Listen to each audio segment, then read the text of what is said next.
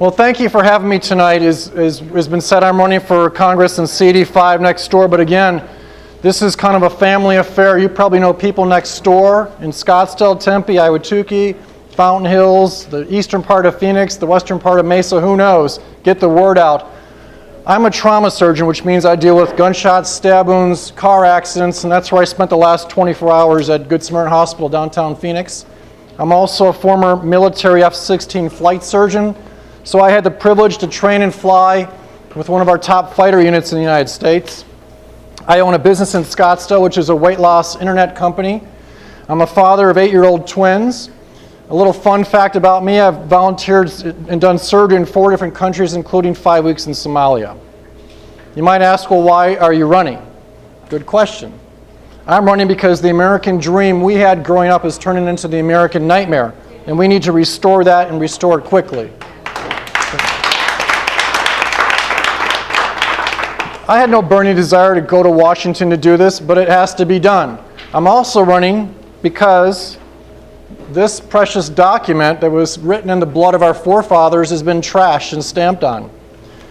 I'm running because Obama, Reid, and Pelosi are turning America into a nightmare, and they must be stopped. Consequently, if you've seen our road signs, they say, "Stop Obama."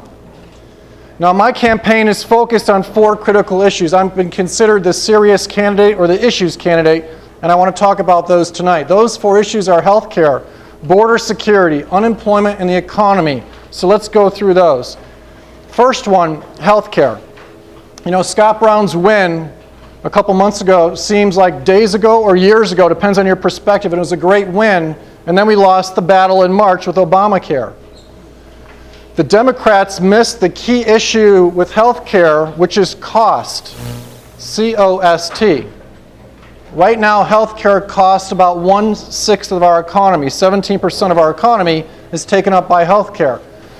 This Obamacare plan is going to lead us down a pathway to socialize Canadian-style medicine, which is not what you want. If you want to wait 2 years for hip replacement or a month to see a cardiologist, welcome to Canada. That's where we are going.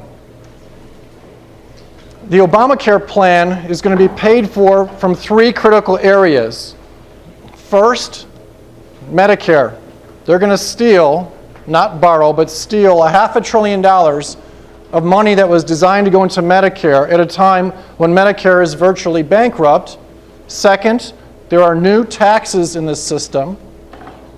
Third, unfunded mandates on our states for Medicaid will be placed on our states in 2018. And you just heard from Ken, we're essentially bankrupt. So what am I going to do about that would be a good question when elected to Congress. 2-prong attack. Number one, like many people, I want to try to overturn, stop, or slow down or do something to the Obamacare plan because it's just a big layer of government we don't need. But the second prong is a really important prong that no one really talks about much. Again, I go back to the one word I said before, cost. The healthcare system is cracking right now. Whether Obamacare passed or not, there are costs in our system that must be reduced or eliminated before the system blows apart. I've written a paper called the HELP Plan, and many of you probably got a copy of that, H-E-L-P. It was designed to show the typical American people what and where the waste in the healthcare system is. There's 5 steps in there. The top 2 are lawsuit reform or malpractice reform, and the second one would be health insurance reform. Collectively, those 2 can reduce the cost of healthcare by $200 to $400 billion per year. So this particular plan, by the way, is only 7 pages, not 2,400. With this particular plan, there's no increased taxes, there's no cuts to Medicare, and there's no unfunded mandates on our states. So that's the second prong attack, is to try to take these topics and these themes and to go to Washington and to address these one at a time. Second topic for tonight, border security. Notice I didn't use the word necessarily immigration. I want to focus on the border. As a physician, I volunteered in 4 countries, including Somalia and Mexico, so I understand compassion and what it's like to take care of people. But when I got to Arizona 5.5 years ago, I realized what it's like to be an Arizona trauma surgeon, and I deal with the ravages of a lack of a border almost on a daily basis in the form of the cartels and the violence in downtown Phoenix. A friend of mine named Robert does IT work for me. Robert's mother-in-law was walking outside downtown Phoenix a number of years ago, hit by a drunk driver, killed, and guess what happened?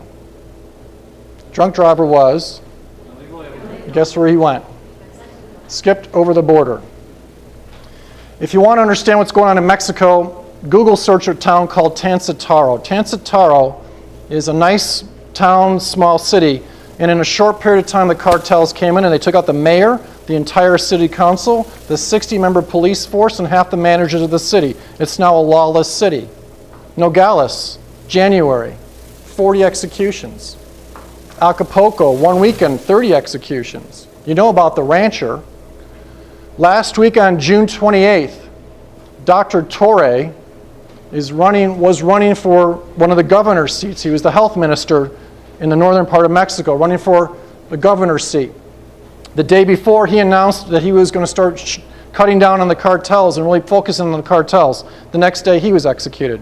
They now have submarines. I've been to the border 3 times before it was kind of fashionable by some of our politicians, and here's what I've seen. First, let me tell you about a rancher named John. We went and saw a rancher named John Ladd in the spring. John Ladd has property on the border, and he's one of the lucky ones because his property is on the border where there's a fence.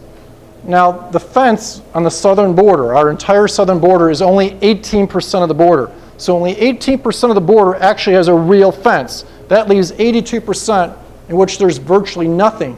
But John Ladd, the cattle rancher, is on the fence. I thought that would be pretty interesting to see. I got down there and I realized, looking at this fence, that pretty much anybody in this room could climb over that with a rope ladder.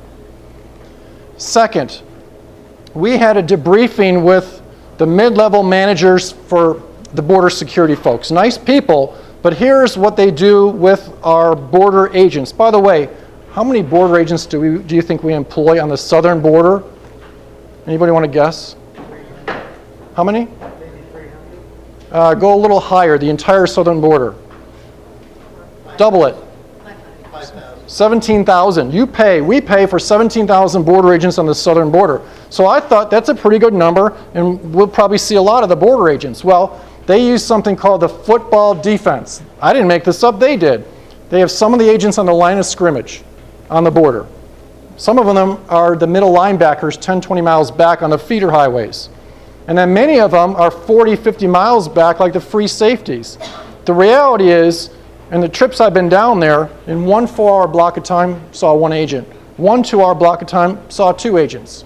So getting back to my story about John, there he is, 4th-generation cattle rancher. Take a guess how many people cross his property every day? You've heard it before. Really?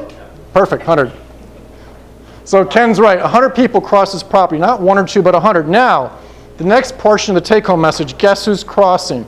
Really important. It is no longer just those looking for work. The cartels have set up shop in America, especially the Southwest.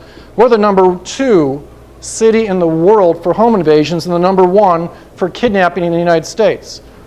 Felons, the third group coming across, felons from Mexico. It's estimated there is 1 million felons in the United States from Mexico. Fourth, the terrorists. The bottom line, this border is an absolute sieve and it's an abomination. It's going to affect our sovereignty and our security. So what am I going to do about that, you might ask? Well, we wrote our second paper on this particular topic. You have it in your package. Secure our safety. There's 12 steps in here. I want to just highlight the top 3. Step number 1, the wall that's up is inadequate and needs to be fixed. Barbed wire on the top like our prison walls or like what the Israelis did. So when you extend it across the entire border, that's what the wall should look like. When politicians stand up and say, just finish the wall, they are completely wrong on that topic. Second, remember those border agents we talked about? They're on the highway. They need to be on the border. If they were on the border, they would only have to control a 2,000-mile stretch as opposed to 2,000 miles by 50 miles, a massive block. So unless we moved them down there, I propose we change their name to Highway Patrol agents. That was a little funny. Now the third thing is an interesting step, and that's the last step I want to talk about. It's to take the wall and the people and marry them up like the Israelis did. They have blockhouses up on their wall, and I propose